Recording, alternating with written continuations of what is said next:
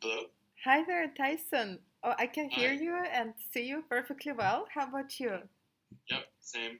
All right. Thank you very much for kindly agreeing to meet with us. I'm not alone. Quick disclaimer. Hope you're fine with that. I know I kind of Let me see if didn't give I you can enough record. notice. Here, I can bring Zoom. Ah, okay, okay, There we okay. go. How's that? Good, good, good. All right. It's cool then. So why don't you tell us where you are right now, what city, what country, and definitely you have an interesting room as well. I'm just in an apartment in Moscow. Okay. um, well, I'm at the University of Toronto in my office at this moment, and Aha. so I live and work in Toronto in Canada, and Okay. have done so for the last 15-ish years. Wow. Wow, Yeah. wow, wow. That beats all of my records. I change jobs like on average every 7 8 months, and the longest streak I've ever worked was for an IH school. Yeah, Oh it yeah. was for 2 years. So Well. big respect for doing a consistent work. I genuinely admire that. Well, I wouldn't have said I would be here as long as I am if you'd asked me a long time ago. But Uh, yeah, this is the longest stretch I've been at the university for almost 10 years. Um, and it surprises me to this day that I've been here this long. are you originally from Canada? I am from Canada. I'm from a town just outside of a place called London, actually, but not London in England. Okay. So there's a London in Canada. I mean, there's lots of cities that are Yeah. related to British I cities. So know. I saw another Moscow in Pennsylvania when I was doing Fulbright at Lehigh University, Pennsylvania. I was driving through Moscow once, and yeah. yeah, Oh, people oh. aren't original. Okay, okay. So you are combining two important jobs. You are a coordinator of special interest group, teacher development, hmm INTEFL special interest group, and you hmm are also a teacher or a coordinator at the University of Toronto. Yes. So Uh-huh. my paid work. I have two hats at the university. So Ah, I work in um, I work in the international programs department of the university, and the major part of my job there is as assistant academic director for an EAP foundation year program. English for So I do academic that. Yeah, purposes. Ah, that's right. okay. I do that most of the time. I also teach in the program, Hmm. and then aside from that, yes, I do volunteer work for IATEFL as the TD-SIG coordinator. Oh, that's volunteer work. I had no clue. Ah, Yeah. Well, I mean, there's a few benefits uh-huh, that come along with it. So, I mean, I'm not technically paid, but uh-huh. I do get reimbursements for going to the conference because they put me to work at the conference. Right, right. so, Uh-huh, so there's a little bit of an incentive, I suppose. But uh-huh, uh-huh. for the whole year, in terms of coordinating the SIG itself, there's no financial compensation for Okay, that. okay. When I was working for that above mentioned IH school for 2 years, the one that I mentioned, my former director of studies was the coordinator of pronunciation, Mm, special interest group Wayne Rimmer. yes, You might have met him or might have I heard. do know him. Yes. Uh-huh. So this is how I got familiar with iDevil, but I never had a chance to speak with him about how it works. So maybe now I should reach out to him as well, Well, he'll say pretty and much do the same another. thing, I'm sure. Uh-huh, uh-huh. Well, it's fascinating. I've never been to iTEFL Oh no. conference, right? So I think neither have been some of the maybe the majority of teachers who are going to be watching this interview in our group. Hmm. So we find it widely fascinating. And the teachers in the group that I run are mostly based in Moscow, and hmm some of them do freelance work, and some of them work for schools, language schools, or secondary schools. But definitely, I would say that 300 teachers who are there, they are all Hmm. keen on seeking out professional development opportunities, and that's Good to why know. they are there in this group. Uh, Yeah, great. yeah. What do you think is the barrier for attending IATEFL or going or being a part of IATEFL for a visa teacher? It's a visa and Mm, visa cost and traveling cost, right. especially after the crisis of 2014.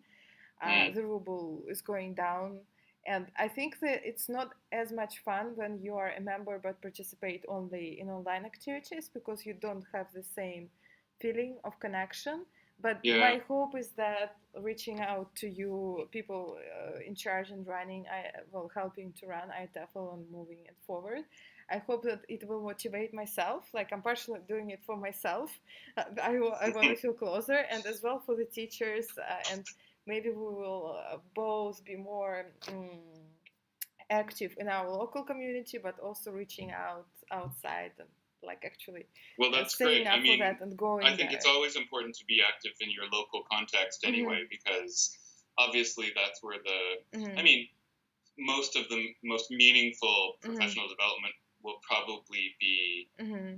happening because, I mean, depending on your Mm-hmm. context and what's available generally, Mm-hmm. but you know, at a large organization, you know, it's difficult to Mm-hmm. get professional development that is specifically tailored for a specific context because, of course, we have such a wide, diverse membership.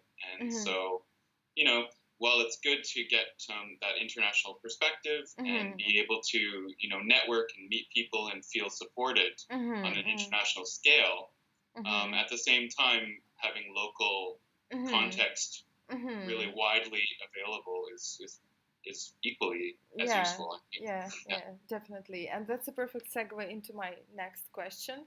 Okay. So you see an international context teachers coming to ITEFL and your local one at the university. Would you say Hmm. that there are ample opportunities for continuous professional development for the teachers on your campus?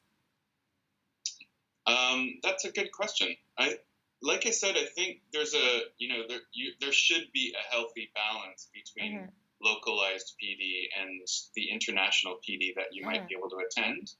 I mean, for my specific program, we Mm-hmm. offer professional development sessions Mm-hmm. throughout the year for the teachers. Oh. Some of which are, you know, top Mm-hmm. down types of things where we would invite a speaker, Mm-hmm. and they would talk to the teachers about, you know, vocabulary as an example. But Mm-hmm. most of it is a little bit more bottom up, which is Mm-hmm. actually TD SIG's general maxim anyway, is bottom up Mm-hmm. teacher development.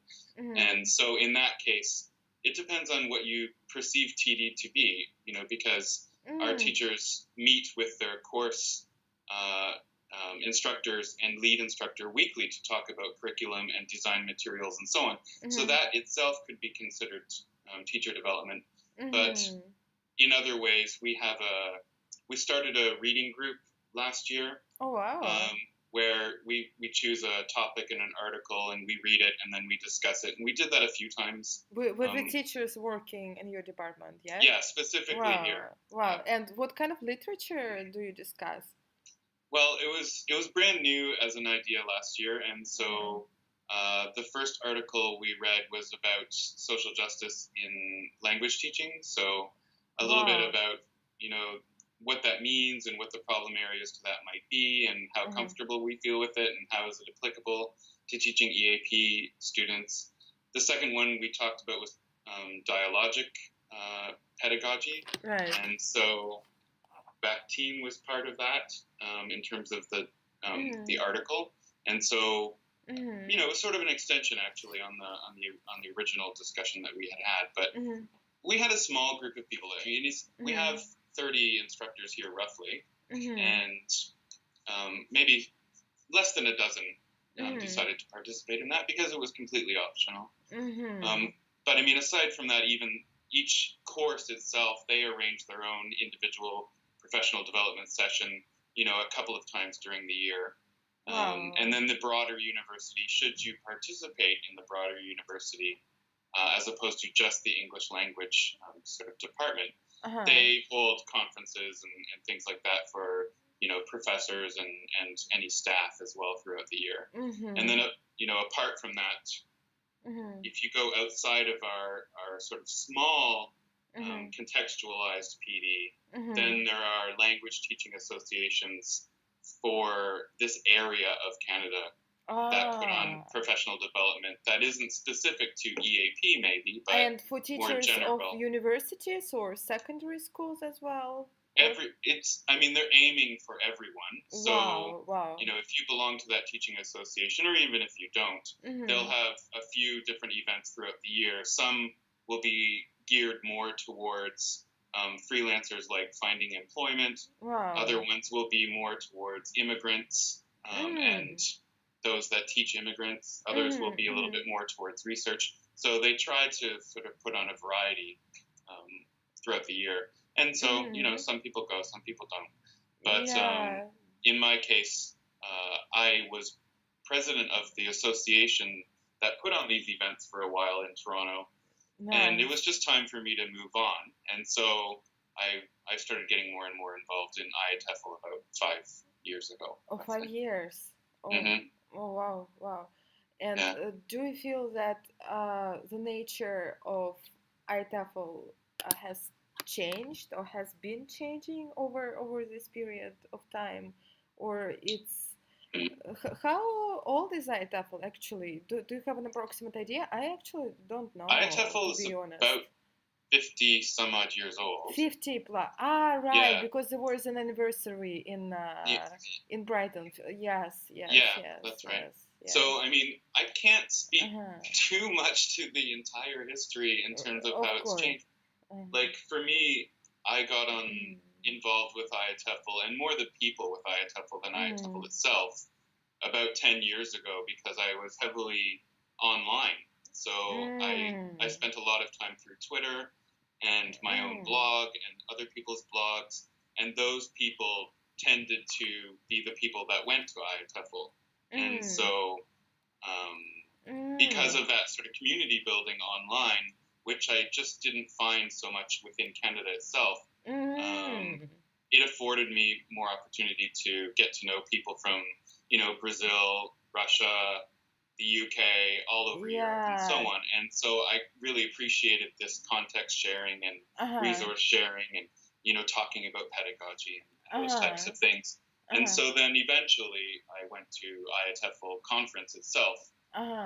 And Uh-huh. that's one of the places in which I finally met most of these people face to face. And it Mm-hmm. was a nice family that had already been sort of established once I got to Right. IATEFL. Right. Right. Right. So in Mm. terms of how it's changed over the 5 years, I wouldn't say so much that it's Uh-huh. radically changed. Uh-huh. Um, Yeah. I think my involvement in it has changed, and so Right. maybe that is why I see things Yeah. from different perspectives than I Yeah. did 5 years ago. Yeah, yeah. It's interesting that you mentioned Twitter because I'm completely out of it. I don't have a Twitter account, and Mm, I've been searching for opportunities around Facebook, but not doing it consciously after mm, research, but because I was there already.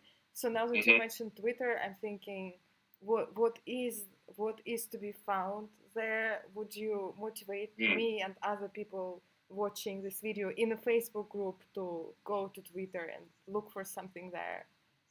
Well, I mean, I'm old hat at Twitter, so it's, Uh-huh.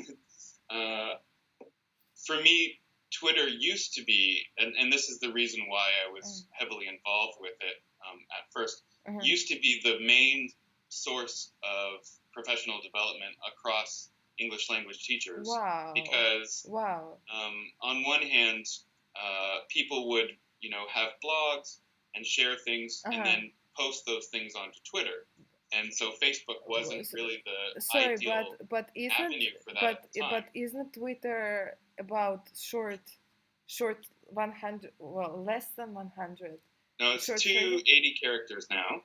Uh-huh. So it is kind of short, but Twitter's affordances have improved a little bit over time. So while you're restricted by sort of that limitation in the actual tweet itself, you can now create threads of tweets. So, you can post quite a bit longer of a discussion all at once than you used to be able to before. But it's still a little bit chaotic. I mean, that's absolutely true. And so I think probably the first place I would recommend trying to be involved with on Twitter would be ELT chat. So if you do the hashtag with ELT chat, you'll find every Wednesday they have a synchronous discussion about a particular topic on Twitter. And they've been doing that for, God knows how long, 10 years. Okay, I'm definitely writing it down. Yeah. So, I mean, that's one place where you might start. And then otherwise, it's just a matter of connecting with different language teachers who you're familiar with, and then connecting with their followers and following their tweets. And so I would say I'm not as heavily involved on Twitter as I used to be, but that's not to say that new generations of teachers aren't now using Twitter in the same way I used to. New generation sounds sounds like what my granny used to say. Oh no. Okay. Well, and speaking about AAP stands for English for Specific Purposes, as we've established. And to be honest, we don't use this term widely here in Moscow. There is a lot of IELTS preparation going on, which can kind of like marginally be compared to AAP because of the academic essay, but definitely it's really not as wide in scope as AAP is, with all its emphasis on study skills and research skills.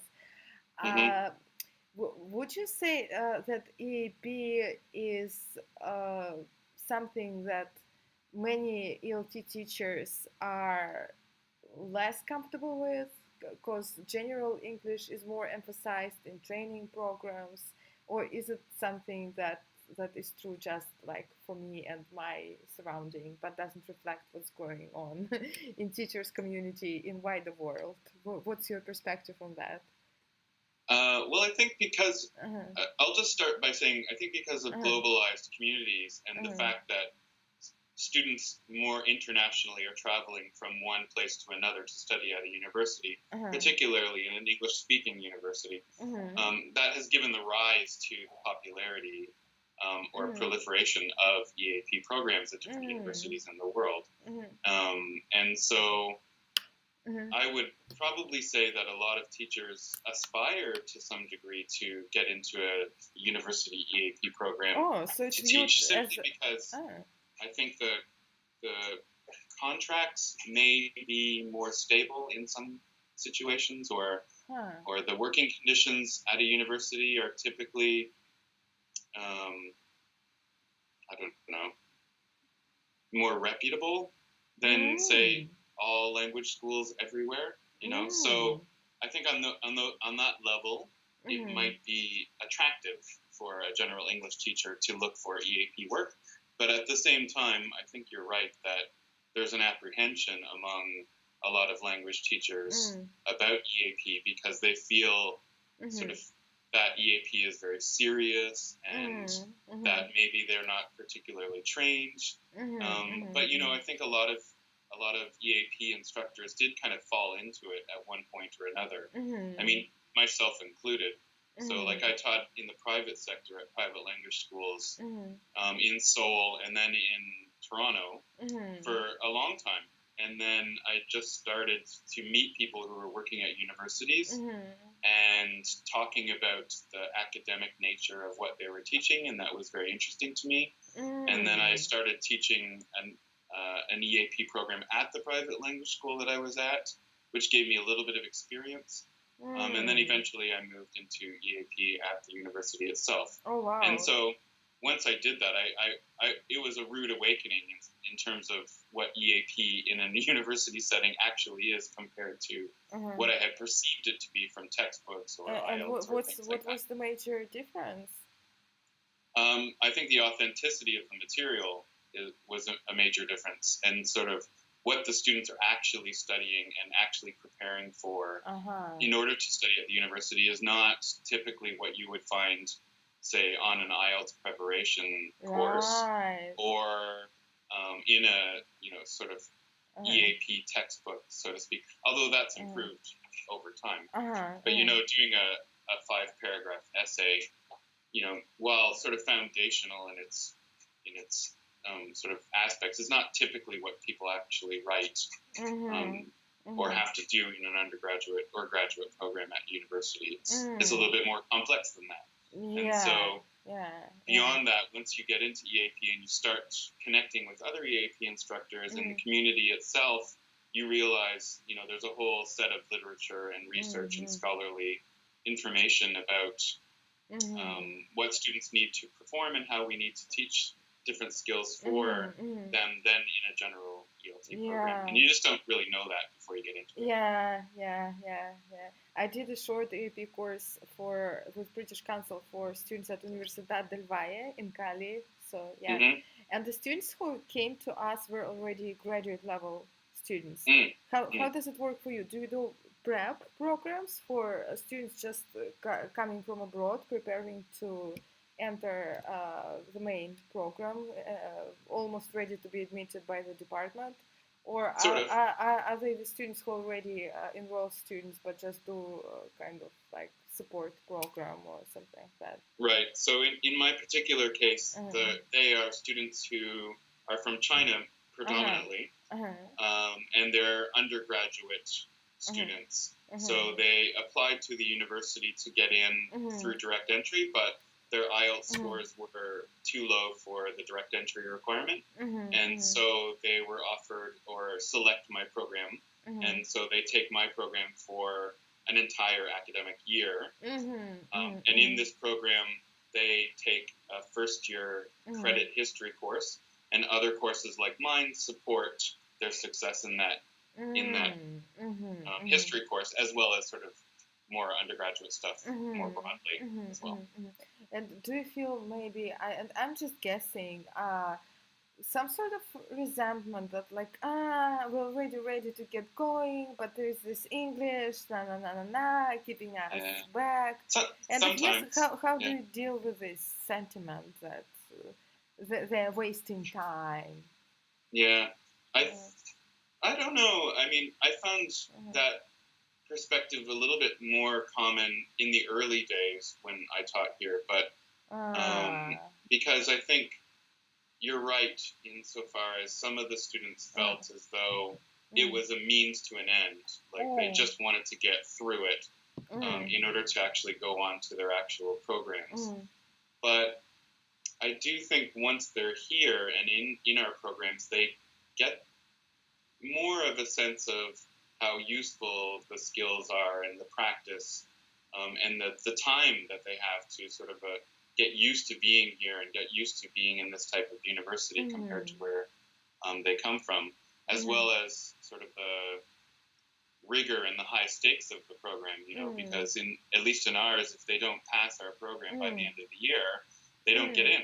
mm, So, mm, you know, most of them, I would say, are mm, highly motivated ultimately mm, mm, and mm, try their best and are kind of awakened to how difficult it actually can be. So mm, mm, initially there might be some resentment, but I don't think that's the mm, majority actually. I also have like I think we're getting close to wrapping it all up, and I have like last semi weird, semi sentimental question that reflects some Okay. of my like own inner searches. I was Uh, actually very interested in VIP, and when I was doing Delta, I chose it as the third module specialism. But then because I was interested in philosophizing and reading broadly and synthesizing arguments and kind of mm, like debating and all of that. But mm, once I was a part of university, and not actually the one that I mentioned to you, but I mostly speak about universities in my own country, I Hmm. felt like the surrounding, the context was a bit oppressing. Maybe it's kind of like not about academic discovery and excitement, but mostly about rigor and how things should be done. And when you just Mm. go there, you feel like it's kind of like a sleepy environment. Like you don't get this kind of drive that you get in corporations or business world when you go to teach business English. It's kind of just like Mm. go get sentiment, like do it, yes you can, this energy push.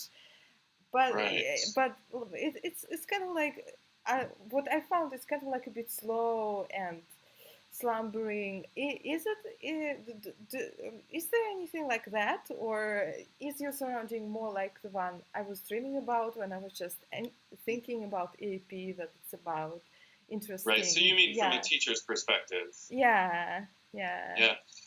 Um, I can understand where you're coming from because I think it depends on the group of people actually that you're working with, Mhm. and I don't think it's isolated to an EAP context. Actually, I Mhm. mean maybe your illusions of a university setting being very academic and you Mhm. know the people involved wanting to discuss pedagogy and things like that just on their own volition. Mhm. Maybe that is symptomatic of Mhm.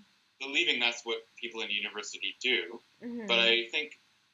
I think not unlike any teaching context, really, Mhm. it comes down to the people in that teaching context having the desire to do their own professional development, whether Mhm. that is going to conferences or whether that is speaking at conferences or whether that is Mhm. having collegial discussion about pedagogy and you know reading articles and Mhm. writing synthesis and Mhm. so on. I think it comes down to creating that culture in the environment that you're teaching in, no Mhm. matter whether it is an EAP program or whether it is a Mhm. private language school Mhm. or what have you.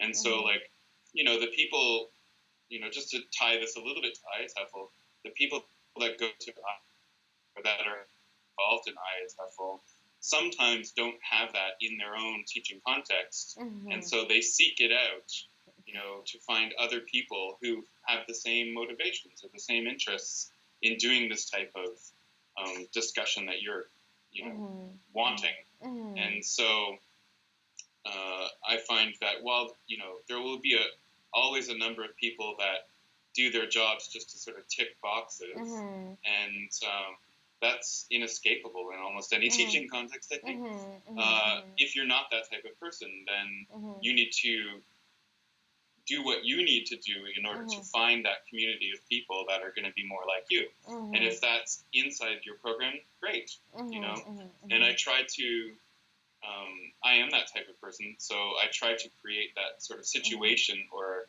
availability in my own program, and there are lots of teachers in my program who take me up on it and want to Mhm. be involved and so Mhm. on. But Mhm. there's other teachers who just aren't that interested in that either, Mhm. and so um, Mhm. joining a teaching association to find people Mhm. who are like-minded like you and are Mhm. interested in these things Mhm. may be the way to go about it if you can't find it in your own Mhm. teaching context. Mhm. So I think Mhm. that's sort of what the community of IATEFL, or at least TD SIG in particular, I mean, in my experience, Mhm. um, Mhm. has Mhm. that group of people that are interested in this type of work. That's definitely very interesting and motivational for us to join. And thank you very much for finding the time to talk with us tonight. And Oh, my pleasure. I hope to see you in Moscow one day. Maybe we will invite you to have I would love to. a I mean, drink. what kind of, what's your major conference in or events in Moscow? We have NATE, National Association of Teachers of English, and that's supported Mm-hmm. by the American Embassy. Mm. And also we used to have British Council, but unfortunately we don't have it anymore. It was shut Mm. down a couple of years ago uh, due to political reasons. Right. Yeah, yeah, yeah, That's a shame. yeah. Because it was like really they pivot like really the hub of activities. So now it's kind of there is a lacune, like a space Mm. for that. But I think there are a number of freelancers jumping up to fill the space, and there is a trendy English conference, which is comparatively new, but that already started to attract a number of people. And actually, this lack of institutions, uh, I was thinking about it the other day. It's sad, but also it creates free space for creativity and for bottom up movement, Exactly. and for people who were maybe afraid not to meet certain standards or who were kind of like left in the margin. Now they have more due to technologies and Hmm. this kind of lack of institutions and the freedom of opportunities. They have more space to jump in and do some small local things of their own. So. Well, that's the way things have to start. You know, somebody, Mm-hmm. apart from complaining that nothing is available, I think Mm-hmm. Mm-hmm. the best way is for someone to take the initiative and find a group of people who are also in the same boat and Mm-hmm. create something themselves. And I think that's generally how most organizations have started up in some way, shape, Mm-hmm. or form. Like a SIG at IATEFL, as an example, Mm-hmm. was just a group of people who Mm-hmm. wanted to come together based Mm-hmm. on a common interest. Mm-hmm. So pronunciation SIG, which is what you referred to earlier, I think. Mm-hmm. Mm-hmm. That didn't always exist, of course. And so there was a group of people that were like, I want to focus and talk more about pronunciation in language teaching. So let's create a group. And that's how a SIG starts, Yeah. And Yeah. so very similarly, Yeah. if there's no opportunity or little opportunity available just Yeah. from a national teaching association, then it's up to the individuals in your context to get together, organize something, Yeah. and make it meaningful for you. Yeah. Yeah.